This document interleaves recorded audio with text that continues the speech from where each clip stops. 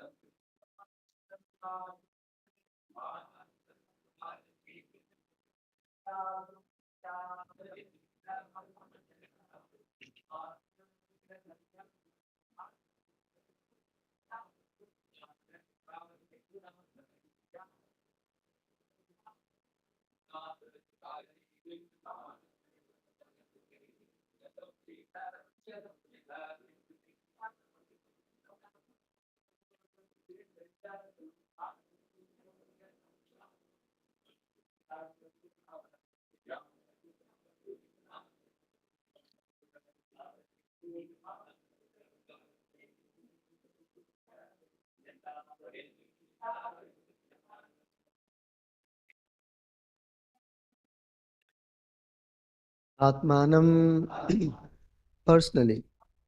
Iha in this world. Sanjatam born again. Janan understanding well. Prak previously. Before this birth. Vishnuna by Lord Vishnu.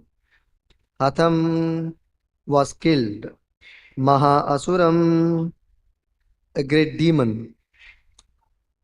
Kalanemim, by the name Kalanemi. Yadubihi, with the members of the Yadu dynasty. Saha, he, Kamsa. Vyarudyata, acted inimically.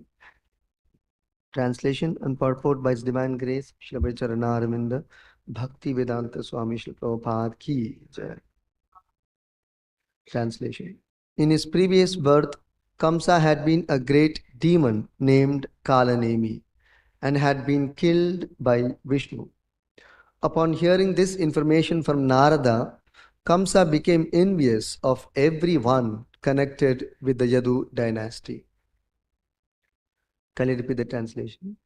In his previous birth, Kamsa had been a great demon named Kalanemi and had been killed by Vishnu. Upon learning this information from Narada, Kamsa became envious of everyone connected with the Yadu dynasty. Purport. Persons who are demons, enemies of the Supreme Personality of Godhead, are called Asuras. As stated in Bhagavad Gita, the Asuras, because of their enmity toward the Supreme Personality of Godhead, take birth after birth in Asura families and therefore glide down to the darkest hellish regions. Text 69 is the last text of this chapter.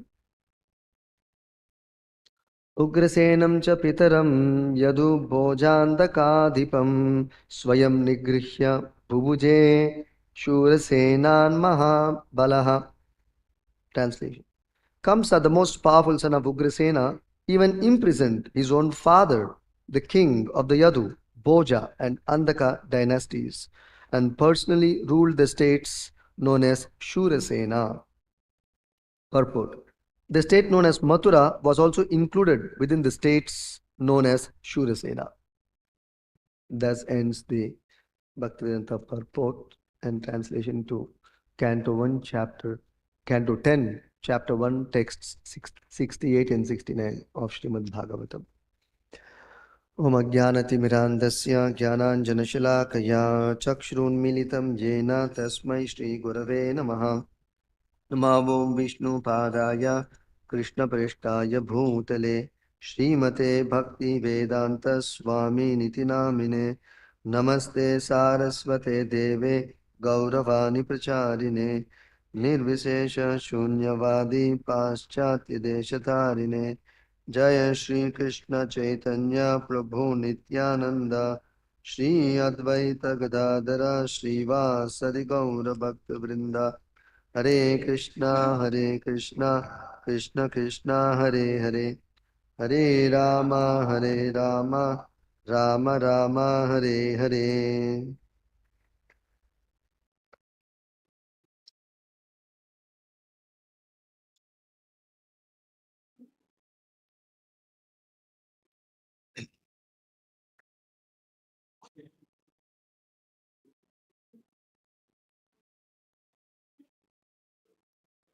Shukadeva Goswami is describing how Kamsa became envious of the entire Yadu dynasty because of the threat of his death from one person in the Yadu dynasty, namely Lord Krishna, who was supposed to be the eighth son of Mother Devaki.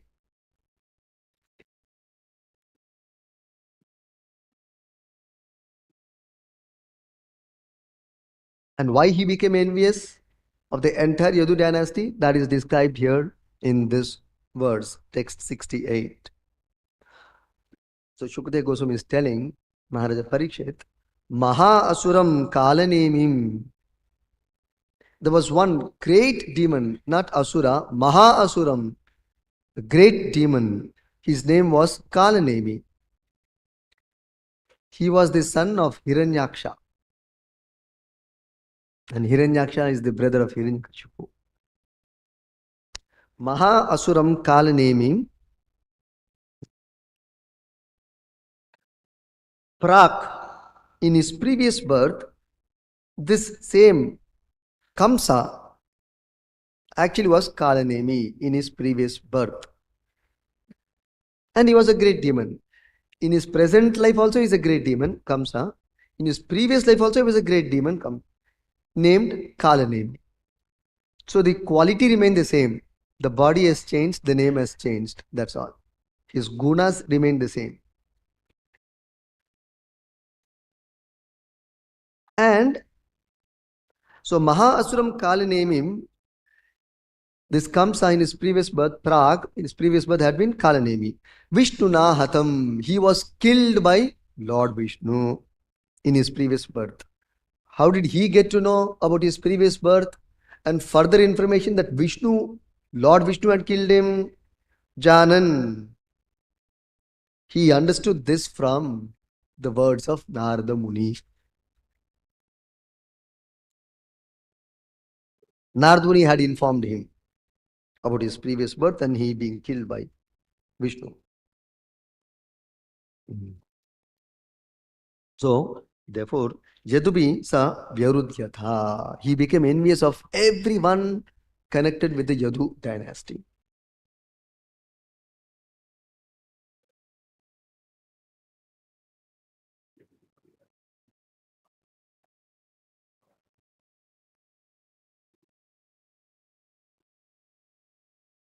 And what did he do after getting this information? Kamsa Ugrasenam cha Pitaram, being the son of Ugrasena,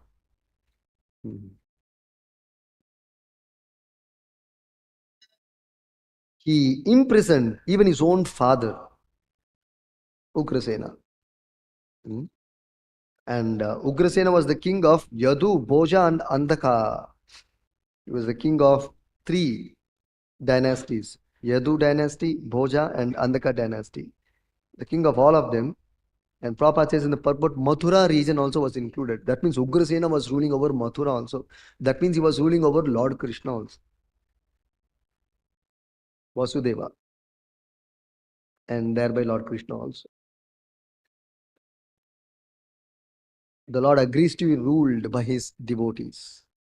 Although he is a supreme ruler, he is happy to be subordinate to his devotee. And we can see this in these Leelas. So all these three states or dynasties together were known as Shurasena. So Kamsa imprisoned his father, Swayam Nigrihya Bubuje, and he personally ruled the states known as Shurasena.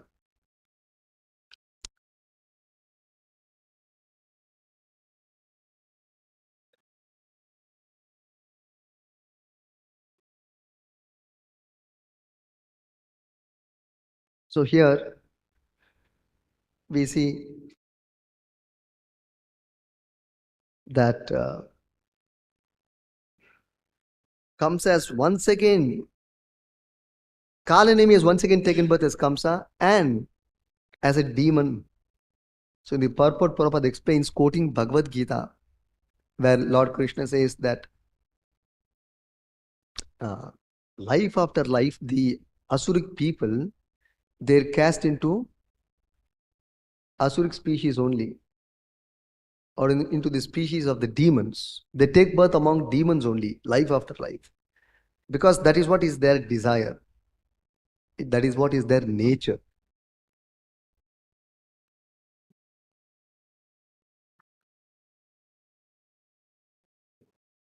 So those who cultivate Asura Bhava, they take birth among the family of demonic persons life after life. And those who cultivate Krishna consciousness, they will take birth in the family of devotees life after life. So it is a personal choice. There's nothing to do with the Lord. Sometimes people hear these verses and they become um, very upset, sometimes very angry. See, Krishna himself is saying that I will cast you into demonic species life after life. Where is God merciful? Actually, it is not the God's intent or desire to put you into demonic species. It is our desire which is making us take birth in the family of demons. Just like somebody asks the question, who wants to take birth as a cockroach, as a porcupine, as a rat, as a dog? Somebody asked me this question many years back. So you mean I desired, sometime I asked Krishna, I want to become a dog? I'm very sure I never asked the Lord that I should become a dog. I should become a cockroach. I should become a rat. I should become a snake, a cobra, a scorpion. These are all negative characters. So who is desiring like that? Anybody sitting here is asking and desiring? I don't remember any time in my life I have desired such kind of things. I should become a demon. I should become an asura. We are praying, we are desiring. No. Then how are we taking these bodies? Actually, we may not pray for it consciously, but our activities indicate our desire. How you act. How you act. And what are you contemplating on? To enjoy like this, enjoy like that.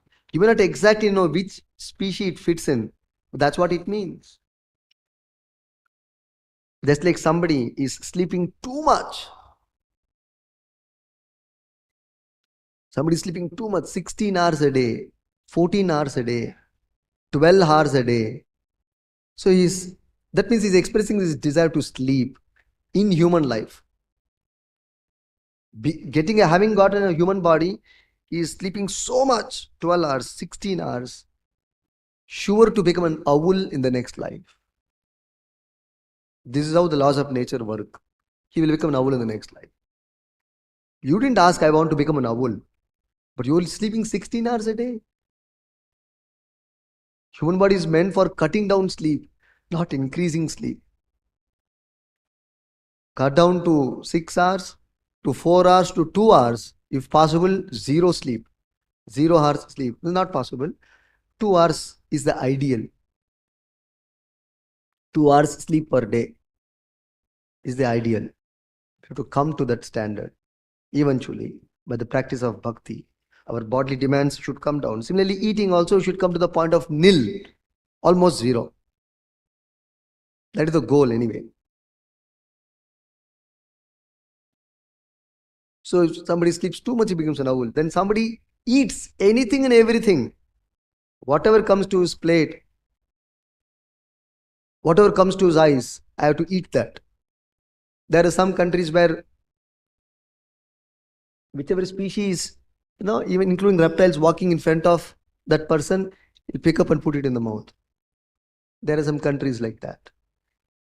Some worm is moving, some cockroach is moving, they just take it and put it in the mouth.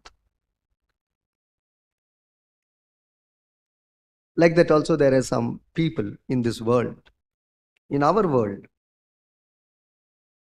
any kind of thing they will eat. In that sense, everything is ineatable in this creation, including stones. Is ineatable for some other species. Stones are also some kind of eatable.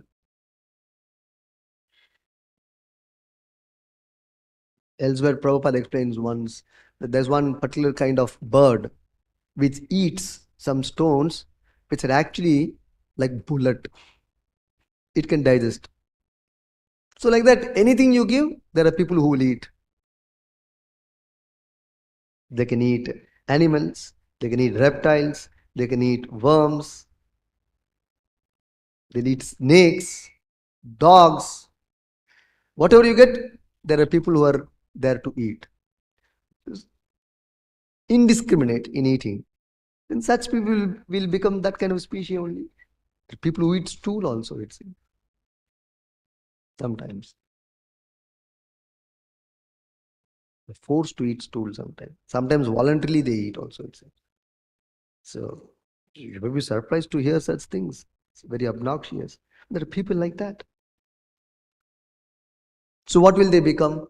They'll become hog in the next life. This much I know. There are many other possibilities.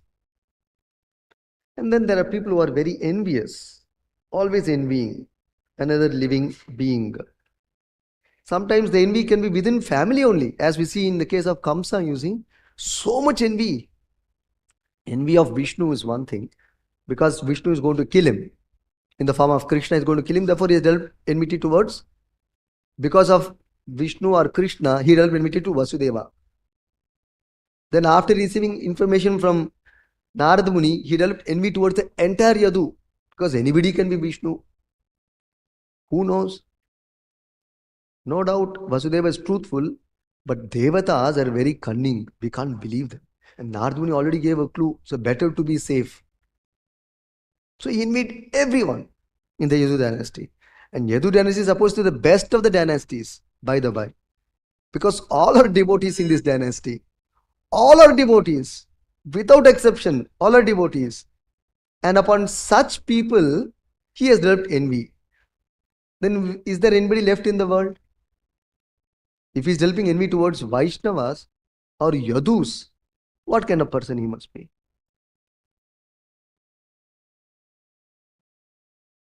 So generally envious people, generally they'll become scorpions or snakes.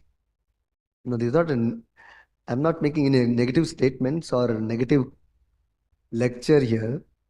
But what we are trying to say here is, that is what the jiva's interest, desire is. So he'll become that. Or by his action, this is what his character is like that. So he will get an appropriate body. Because human life is meant to curb envy, curb lust, curb uncontrolled senses, like that. But if we are not practicing those things, then this will be the result. Yet, there is one great glory of Lord Krishna, and that is explained, which Bhagavatam highlights. The previous verse also it was highlighted. One of the major highlights of Bhagavatam is this one highlight. What? You can be envious, you can be lusty, you can be very angry. But if the subject of that lust, anger, envy, and the object of that lust, anger, envy is Krishna, you are liberated.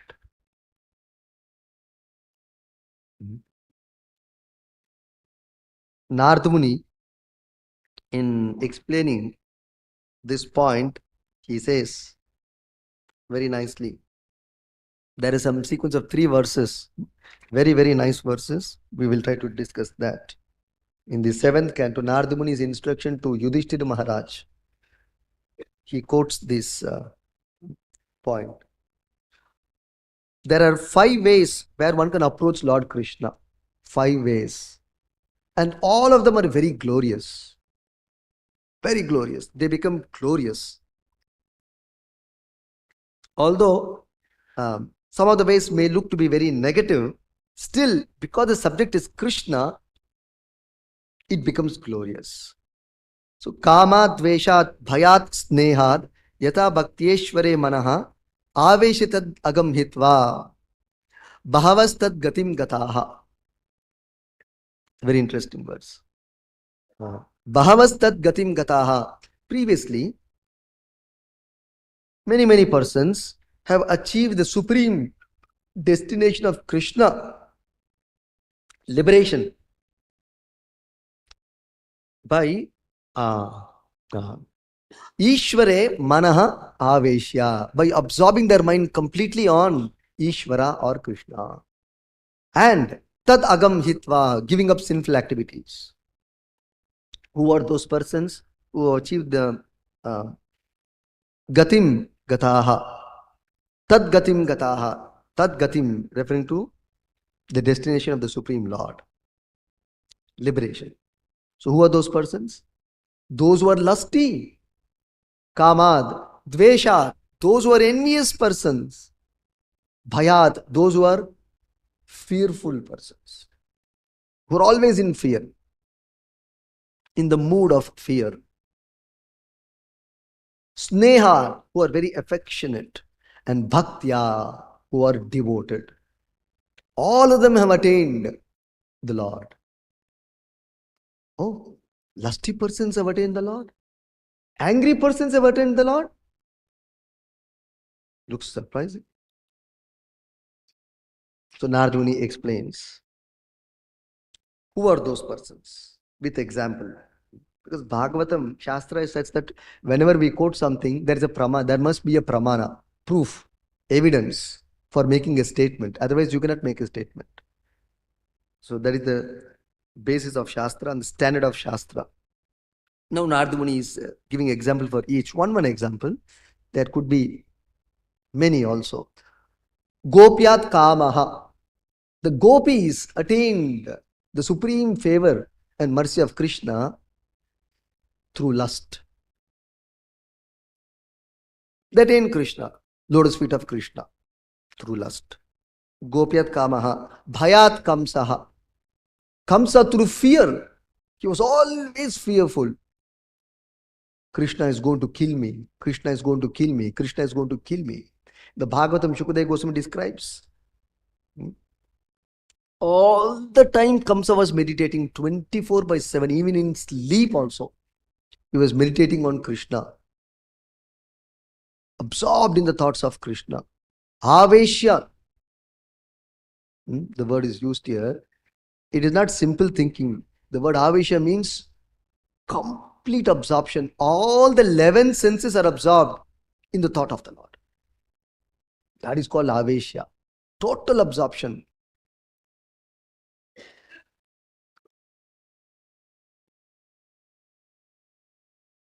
Not easy. We will discuss that after I complete this sequence. So, always in fear. When he was eating, when he was decorating his face, seeing the mirror, when he was taking bath, when he was sleeping, all the time he was afraid of Krishna, who's supposed to be his killer. So bhayat kamsaha. Then dveshat chaibyadayo nripaha. The Shaibya king, the the Chedi king. The Chedi king is actually Shishupala. Dveshat, because of envy. Shishupal was so much envious of the Lord. So much envious of the Lord. Extreme envy. And these are examples of extremities, what is quoted here. Extreme envy. It's total 11 senses. Again, aveshya, dvesha. You just can't be envious of the Lord like that. The way Shishupala can be envious of Krishna. Jai Krishna Balaram Prabhupada ki jai. Total enviousness of God, Krishna, is personified by the Chedi king, Shishupal. Always chastising the Lord. Can somebody be like that 24/7, always chastising the Lord? Always envious of the Lord. That was Shishupala. Then, Sambandha Vrishnayaha. Through family relationship, the Vrishnis, the Pandavas.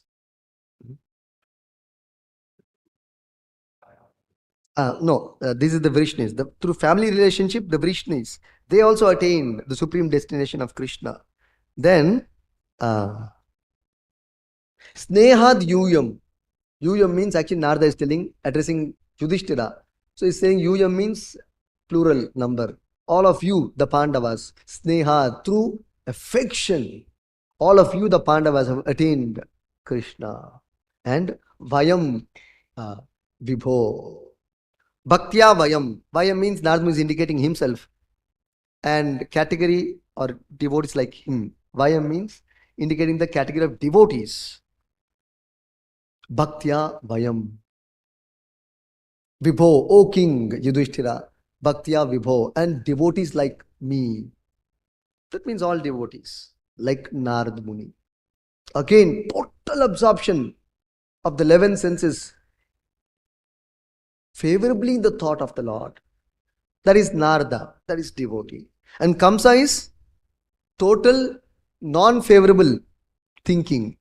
And devotee like Narada is favorable thinking. Both opposites. But both have attained the supreme destination of liberation. Why? Narada Muni says, because the subject is Krishna. That's all. That is the only reason. And the object, the goal is also Krishna.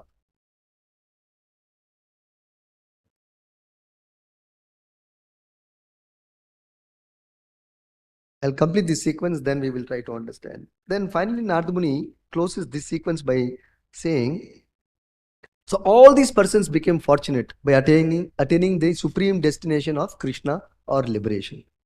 But with the exception of one person in the creation, Katamo api venasyat panchanam purusham prati tasmat kenapi upayena mana Krishna niveshayet. So Narada Muni is telling, tasmat kenapi upayena, somehow or other, kena api, somehow or other.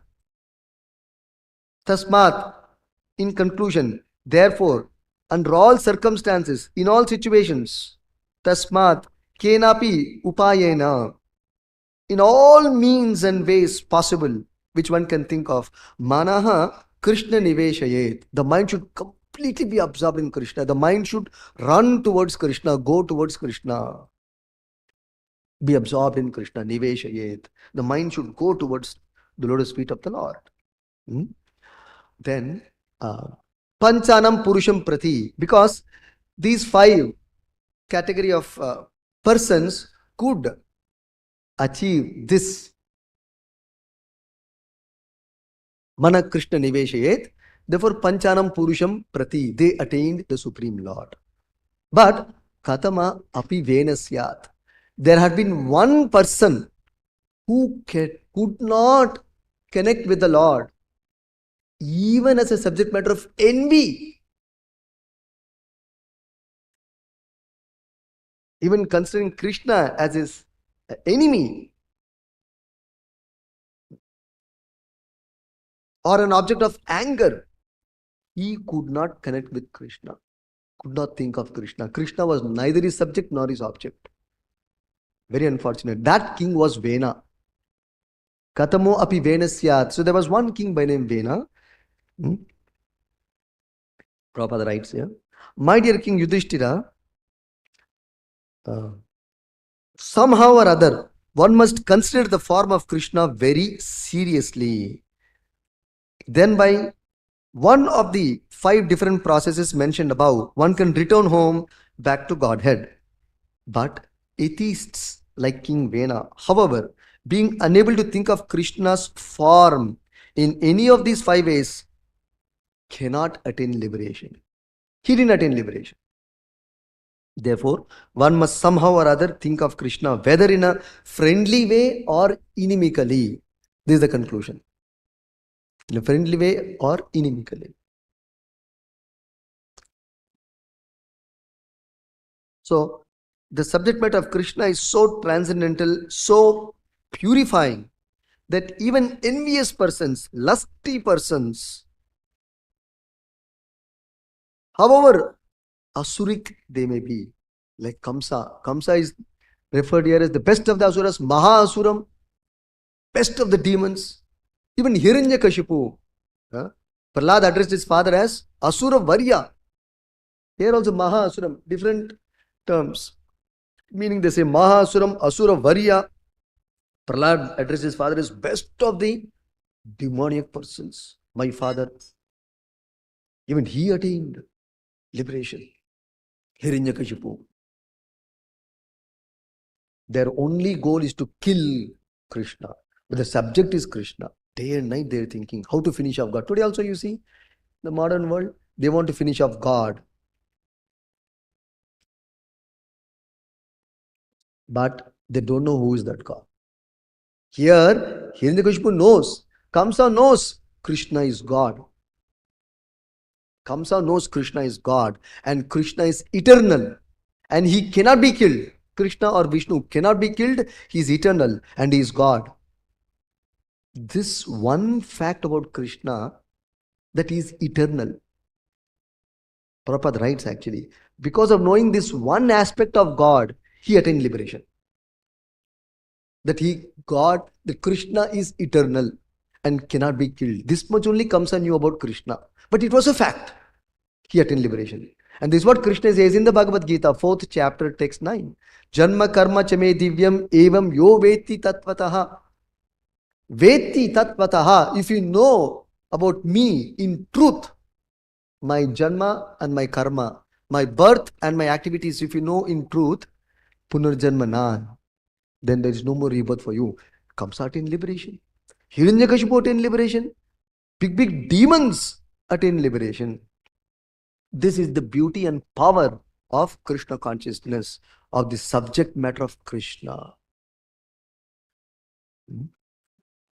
Although these persons are approaching the Lord in an unfavorable way, this is called unfavorable devotional service. Srila Rupa Goswami says there are 6 ways to surrender to the Lord. 6 ways to surrender to the Lord. So whatever is unfavorable, we should reject actually. Whatever is not going to foster Krishna consciousness or be supportive to Krishna consciousness, we should avoid it. Just like we say meat eating is unfavorable for developing one's bhakti. So we avoid it. Drinking liquor, smoking cigarette is unfavorable. So we avoid it.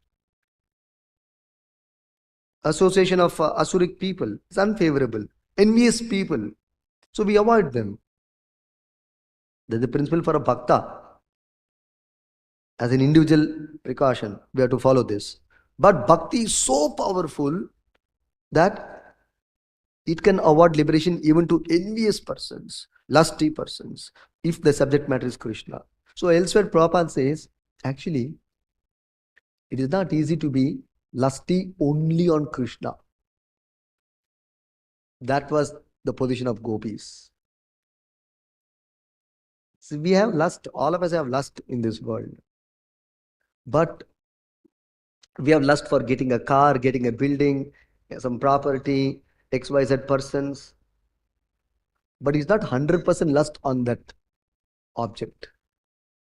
Our lust is also divided in so many things. But here we see only Krishna.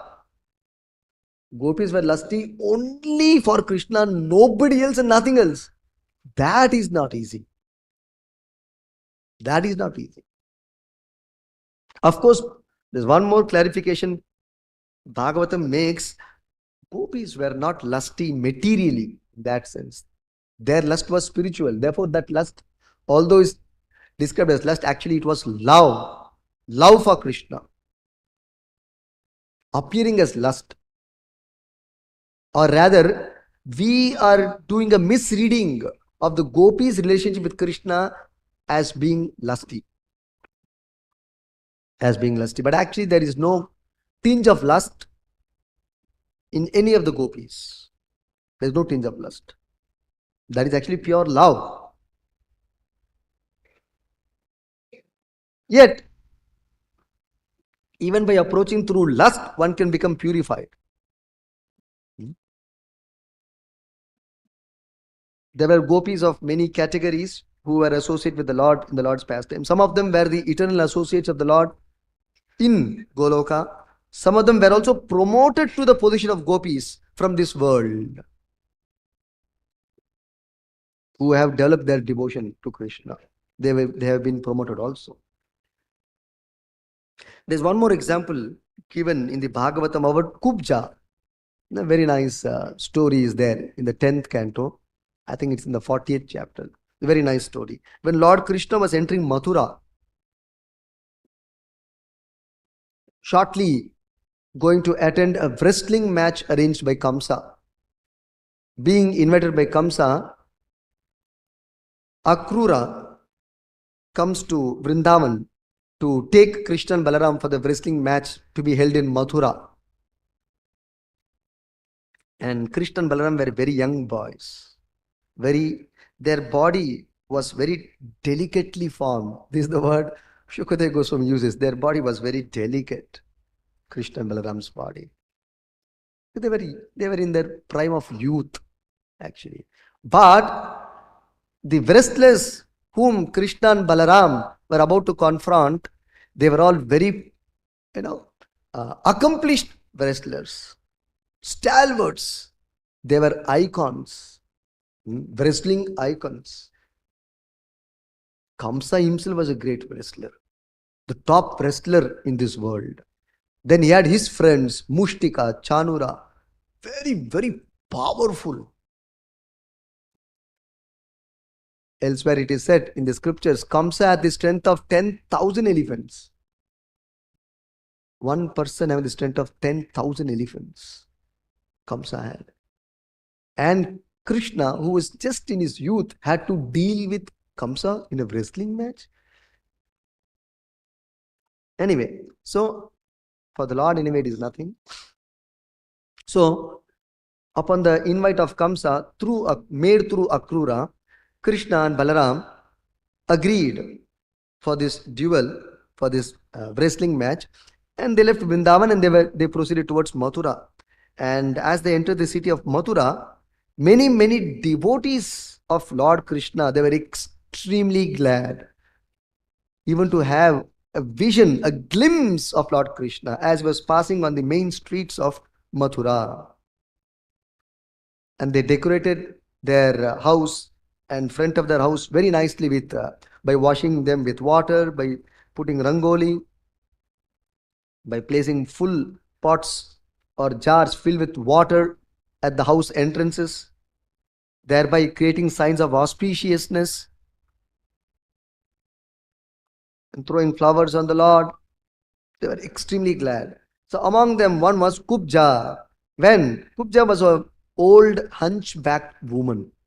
Hunchback means, because you become old, for whatever the reason, the spinal cord has become bent. So she was like this. So she could not, see, we can sit straight, we can stand straight. Kubja could not. Body is always bent like this, like a hunch. So she is being described as hunchbacked woman. She was quite old also. Not so beautiful also.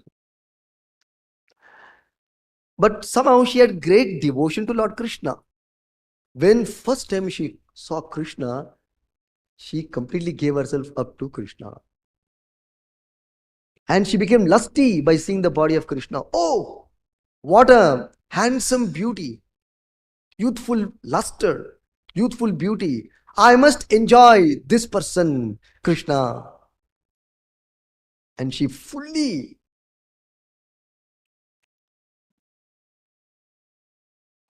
gave herself to Krishna in her mind. I have to enjoy this Krishna. But that was more or less out of lust. And she had prepared a lot of sandal paste. And when Krishna was passing, she applied him nice sandal paste. And Krishna accepted her seva. Krishna accepted her seva. But Krishna didn't have any sense gratification, tinge of sense gratification in him. When Kubja was applying sandal paste, she was becoming more lusty by touching the body, the transcendental body of the Supreme Lord, which is Param Pavitram. Param Pavitram. So actually she became completely purified because of touching the Param Pavitra Lord. Although she was lusty, the Lord was not at all lusty. Shuddham apapa viddham. Isopanishad describes Lord Krishna as Shuddham, completely pure. And not only Shuddham, apapa viddham, no sin can touch God. That is the position of God or Krishna. No sin can touch him. It's completely pure. Bhishma, the best brahmachari in this world, he has declared Krishna as the best brahmachari. He said, even I am not the best brahmachari. Lord Krishna is the best brahmachari, but he has got 16,000 wives. But still Bhishma Dev said, Lord Krishna is the best brahmachari. Why? So he substantiated. He said, because, you see, Lord Krishna is in the midst of thousands and thousands of gopis, young girls, and was not at all agitated by lust. He was only moved by their devotional offering. That's all. They considered Lord Krishna as their beloved. Krishna reciprocated as a lover. That's all. It was on the platform of pure love, reciprocation of love, reciprocation of devotion, their devotional service. It was not a reciprocation of lust.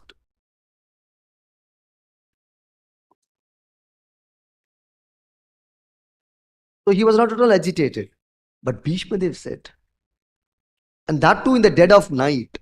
Nobody was there. Only the girls are there and Lord Krishna is there. That's all. Nobody is there. So an ordinary person whose senses are uncontrolled, he'll become a victim amidst so many young, beautiful looking girls. He'll become a victim. He'll fall prey to their beauty and lust. So Bhishma said, even I would have lost my sense amidst so many beautiful young girls. But Lord Krishna, true to his position and stature, is completely unaffected by lust and the beauty of the gopis. Not at all affected. Agitated, rather. He's not at all agitated. Therefore, he's a perfect brahmachari. Dhira, most sober.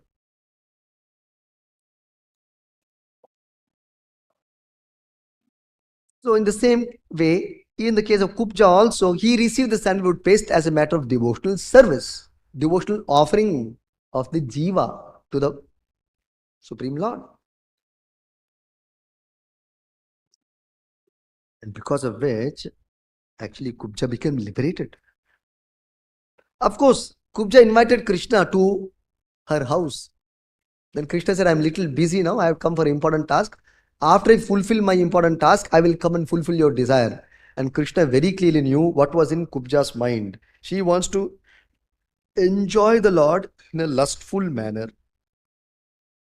She wanted to enjoy the Lord in a lustful manner. But the subject was Krishna.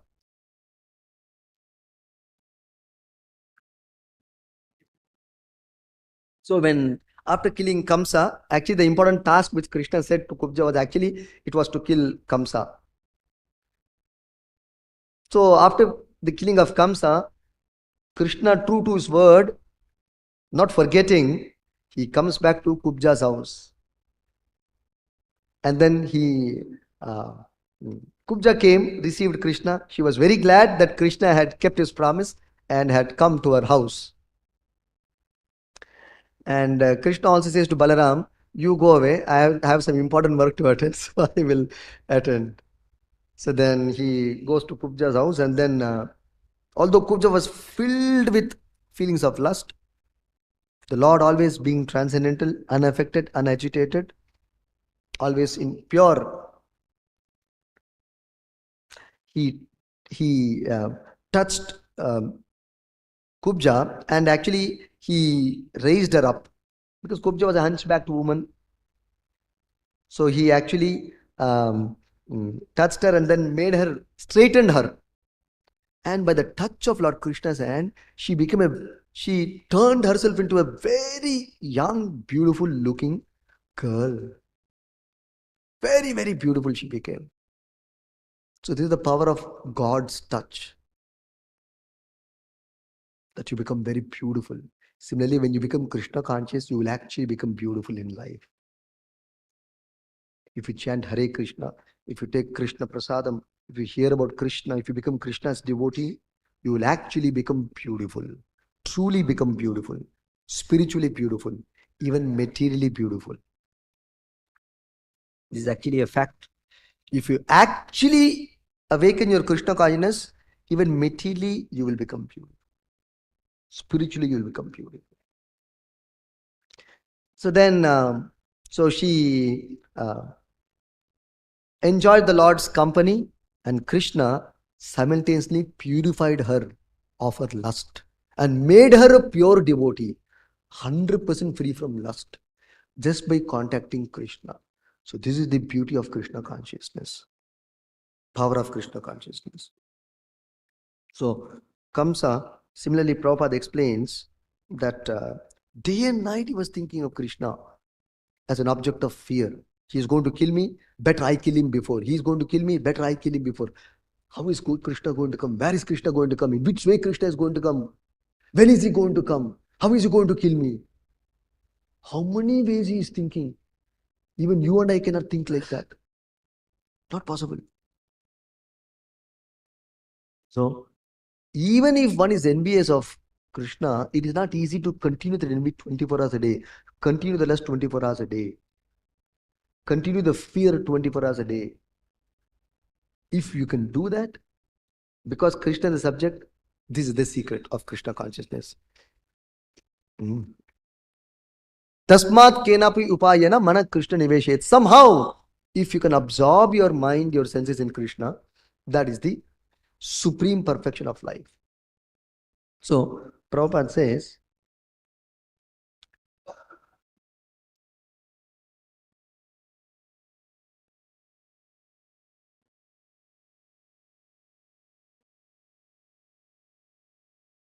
Kamsa and other enemies of Krishna merged into the existence of Brahman. But why should Krishna's friends and devotees have the same position? Krishna's devotees attain the association of the Lord as his constant companions, either in Vrindavan or in his Vaikuntha planet. So even demonic persons, asuric persons, envious persons, They're attaining the destination of liberation. Krishna is so merciful. Then why should, if demons can attain liberation, what is the great thing about moksha for a devotee? See, people are very much concerned about attaining liberation. Even demons get liberation. Shukadeva Goswami is telling, even demons get liberation. What? So why should the devotees aspire for liberation? They don't aspire for liberation. Furthermore, if Krishna is giving liberation even to demons, Rakshasas, there must be some difference between friends and enemies. Therefore, the enemies of Krishna attain liberation by the Lord awarding them Sayujya Mukti or merging into his existence, and the devotees of the Lord are accepted into his personal association, into Krishna Leela, active Krishna Leela. So wherever the Lord goes, performs his Leelas, they will accompany the Lord in his Leela. This is the position of the devotees, super excellent position of the devotees. Therefore, Shastras say, Smartavyam, in the Padma Purana it is said, Smartavyam Satatam Vishnor, Vismartavyam Yena Jatuchit, Sarve Vidhi Nishedasyat, Etayor Eva Kinkaraha. This is a very important verse. Possibly you can try to memorize this. But if you don't memorize this verse, it's okay. The essence you can keep in mind. Smartavyam Satatam Vishnor. Always remember Krishna. Smartavyam, remember. Satatam, always. Vishnu. And the original Vishnu is Krishna.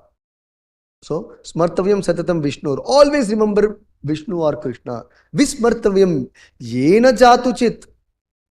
Yena Jatuchit. At any point of time, under any circumstance, Vismartavyaha. Never forget Krishna. Under any circumstance. Never forget Krishna. Sarve Vidhi and Nishedasyat.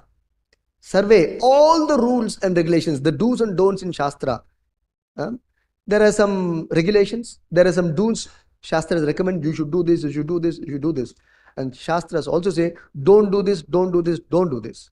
Some do's and don'ts are there. Just like Papa Punya Karma, you can do. Papa Karma, you should not do.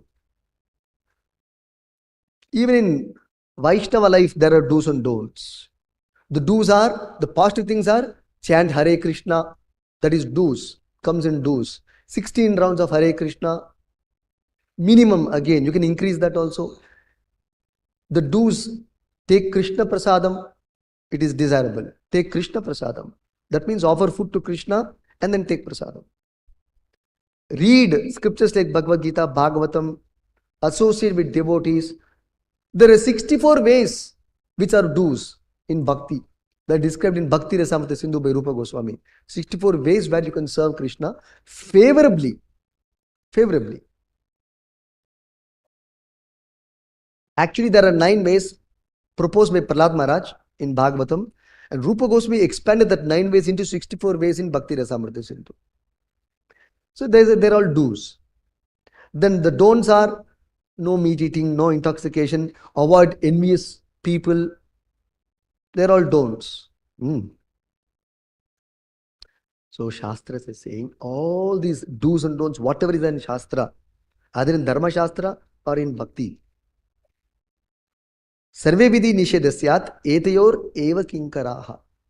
Etayor, both these do's and don'ts, Etayor, both of them. Eva Kinkara. Kinkara means servant, to assist, subordinate.